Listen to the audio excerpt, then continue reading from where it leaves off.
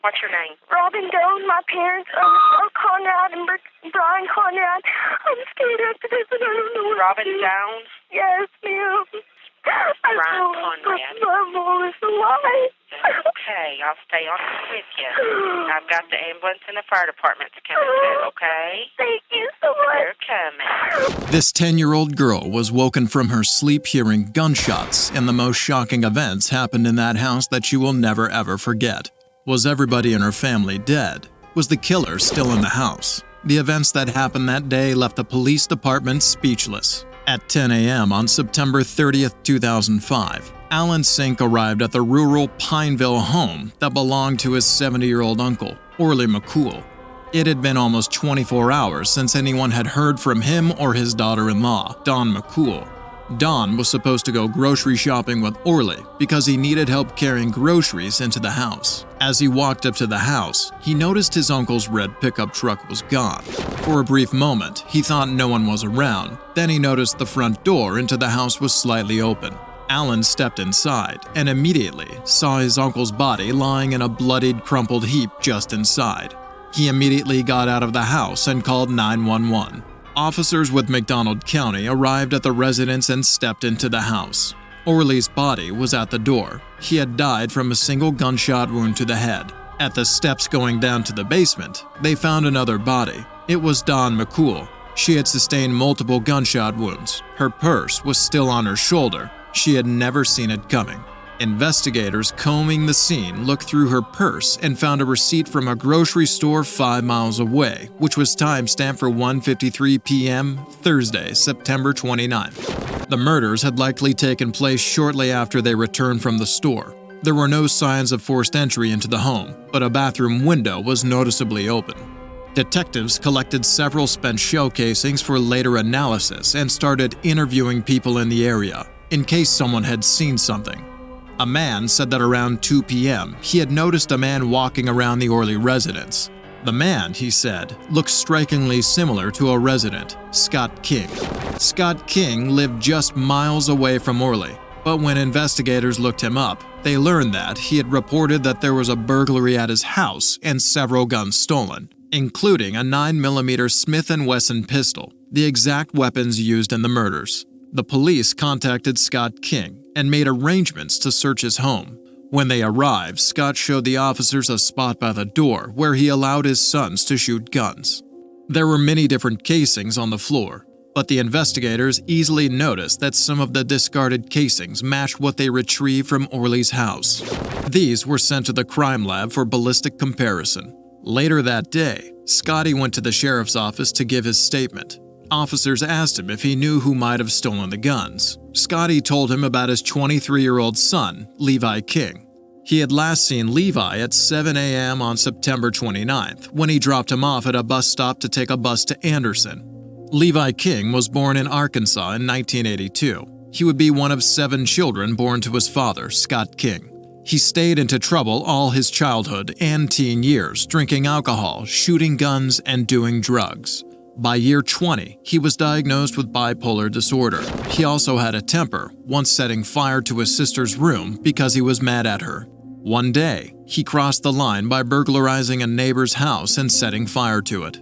Levi was convicted of second-degree arson and burglary and sentenced to 14 years in prison after setting fire to a neighbor's house. But after serving just 17 months of his sentence, he was paroled and sent to live in a halfway house in St. Louis. That was the last Scott had heard of Levi till his mother had dropped him off. But father and son soon argued and Scott decided to get his son off his hands. Early the next morning, he dropped him off at a bus stop. When he returned from work in the evening, he found his gun locker had been broken into and 3 of his guns were gone. But Scott wasn't done yet. Much to the shock of the investigators, Scott suggested that not only did he think his son Levi had his missing guns, but he was possibly involved in the murder of Orlie and Dawn.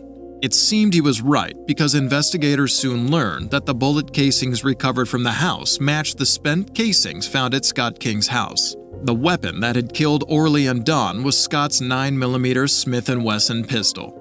On September 30th, less than 36 hours into their homicide investigation, the McDonald County Sheriff's Department issued an arrest warrant for Levi King, on suspicion of the killing of Orlie and Dawn McCool. That same day, almost 400 miles away, at 9:30 p.m., a red 1995 Dodge Dakota pickup driven by a lone white male headed towards the Border Patrol in El Paso, Texas from Mexico. The driver was anxious and fidgety, so fidgety that when he was asked to hand over his ID, he ended up handing them multiple IDs. One of them had the name Conrad Bryan, and he looked nothing like the picture. Already suspicious, the Border Patrol officer asked him if he had any weapons in the vehicle. When the driver said yes, he was asked to come out of the vehicle and detained in an interview room for questioning. Other agents ran the car plates. They found out it was registered to Orlie McCool. They searched the car and found an AK-47, a 9mm Smith & Wesson, a .380, and a scoped rifle. But most damning of all, they found a Missouri Department of Corrections ID. The name on it was Levi King, and his picture looked exactly like the person they had in their interview room. When the agents fingerprinted him, they found out that he was supposed to be on probation and also had an outstanding warrant from Missouri. Levi was handed over to officers with the El Paso Police Department for questioning. Less than 15 minutes into the interview, Levi told officers that he had killed 2 people out in Missouri. He had stolen the guns from his father and killed Orlie and Dawn. After murdering them, he describes a calm coming over him, releasing him from a burden. I don't know how to describe the exact feeling, but it was as close as I've ever known to peace.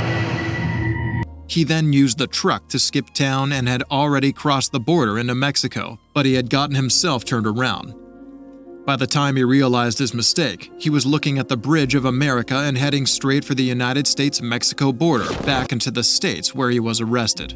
Levi was arrested and extradited to Missouri to face 2 counts of murder, and that was the last they thought they would hear of him. But 3 weeks later, a jailhouse informant came forward with a story. He and Levi had been in the exercise yard at McDonald County Jail when Levi started to talk to him. "Hey, you know what?" he said. "There are 4 more like the ones I did here in Missouri, in Texas." The McDonald County Police in Missouri contacted the Gray County, Texas sheriffs to find out if 4 people had been murdered in the state. There wasn't, but as they looked more into the case, they started to get more suspicious. The Conrad family had been murdered with an AK-47. An AK-47 had been discovered in the culprit's car. The tire marks of the car seemed to match the tire marks left around the farmhouse. An ID belonging to Brian Conrad was found in the car. The only difference was it was a triple homicide, not 4. The killer might yet not know that he hadn't killed all 4. There had been one survivor, 10-year-old Robin Doan. Robin was fast asleep in her room in her parents' Panhandle farmhouse when she heard the sound of gunshots, followed closely by her mother's screams from down the hall. More gunshots and then silence. She crouched down, hid by the door, and peeped only to see a man dressed completely in black holding a gun leave her mother and stepfather's room. He was headed down the hall toward her room. Robin rushed over to her bed and tried to hide underneath the covers, shutting her eyes as tightly as she could. She vaguely heard his footsteps enter her room. Then 2 shots rang out. The first missed her completely. Then she felt a spike of pain as the second bullet grazed her arm and leg. Robin grunted and fell to the floor, where she lay as still as she could. She heard his steps leave her room and go to her brother's room next door. 3 gunshots rang out and then he retreated downstairs. The 10-year-old listened intently for any sounds, but it was unnervingly silent. Robin was terrified he was still holed up somewhere in the house. For 2.5 hours, she waited in absolute silence. When she was convinced she was all alone, she grabbed a cordless phone, ran outside, made a 911 call, and waited for help.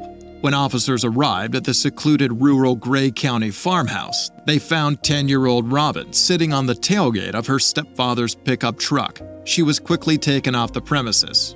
They went into the house and quickly found the 3 bodies laying dead from multiple gunshot wounds. 31-year-old Brian Conrad had been shot 3 times. His wife, 35-year-old Michelle Conrad, who was pregnant at the time, had been shot 6 times. And 14-year-old son Zach Doan had been shot 3 times. Even the family dog was not spared and had been shot twice. Investigators found bullet casings throughout the house, along with shoe prints and tire tracks, but nothing seemed to have been stolen from the residence. The family was well liked in the community, leaving investigators to wonder what motive might exist to want them all dead. The triple homicide seemed to be a random act of intense violence. Fearing that the killer was still on the prowl, Robin was placed under protection. Everyone was up in arms. With no witnesses or DNA left behind, the investigation had hit a roadblock. Till now, Levi King quickly became a prime suspect in the murders. Deputies with the police department made the trip to Missouri to question him. Levi wasted no time retelling the details of the murders. On September 23, 2005, Levi left the halfway house and went to work, but come evening, he did not return. Instead, Levi made his way to his mother's place, where he spent the next 5 days. His mother eventually took him over to his dad's, but an argument soon broke out between the two. At 7 a.m. on September 29, 2005, his father dropped him off at the bus stop, but Levi had no intention of heading back yet. Instead, he walked up Route 76 right back to his father's house. As his father was still in the house with his other siblings, Levi waited in an old car parked outside. Eventually, his father came out of the house with his siblings, and they all got into the car and drove off. With them gone, Levi snuck back into the house, into his bedroom. He got a hatchet he kept hidden there and went over to his father's gun locker.